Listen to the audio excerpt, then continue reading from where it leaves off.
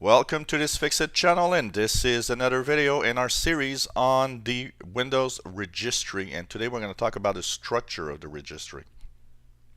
So of course, if you're in the Windows 7, you can go into the run command and type regedit. If you're in Windows 8, Windows 10, you can actually search for it and type regedit in the main search.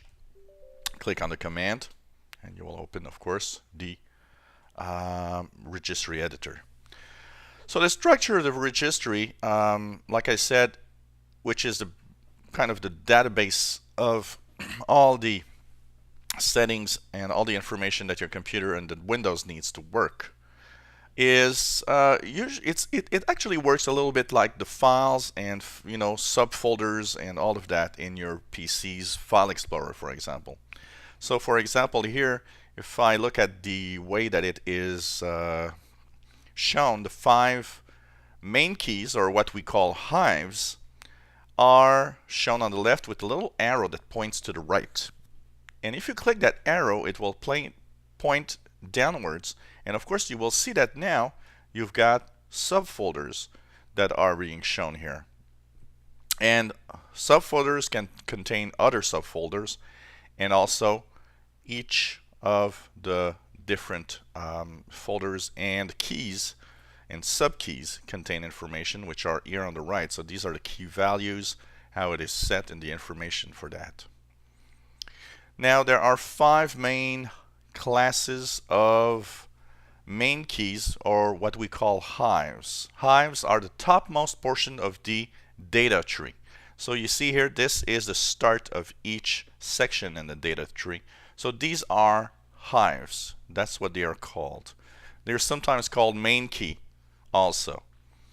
So basically, you've got 5 major items here. You've got HKEY classes root. The HKEY classes root hive contains the information which pertains to the core user interface, such as for example, the file associations, shortcuts, and all sorts of details that the computer or Windows needs to actually work on. That is the basics of the computer, knowing where and how to manage everything, basically. Then you've got HKEY current user. HKEY current user is a hive that contains the preferences, configurations, and all sorts of details on a specific user. So for example, this one HKEY current user that I have here has all the information of my user account, settings, configurations, preferences, and so on. It is different for every user you have on your system. So for example, each user you would have in Windows contains its own HKEY current user settings, and if you do change something here, it changes that setting only for the user that you are right now on. So if I change a setting in HKEY current user on this account, well, if I go on the other account that I have, that setting is not changed. It is unique to each user that are on this machine. Then you've got HKEY local machine. This is the hive that contains the configuration for the actual computer. The information in this hive remains the same regardless of the user currently logged on.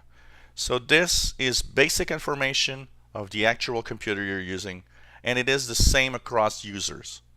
So this will also mean it impacts everybody when you change something here. So if you change an information that will maybe say fix a driver issue, well, you will of course have that fix available for everybody because all the users have the same HKEY local machine.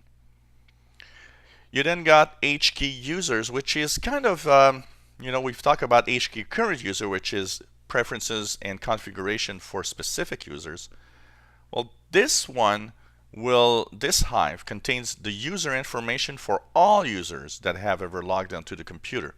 So if you have, say, 4 or 5 different user accounts, there's a basic configuration common to all of the user accounts that is in HKEY users.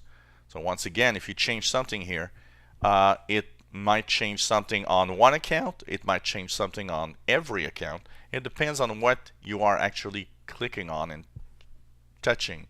But it is common data for different users on your computer. And finally, you've got HKEY current config. This Hive contains the information about the current hardware configuration.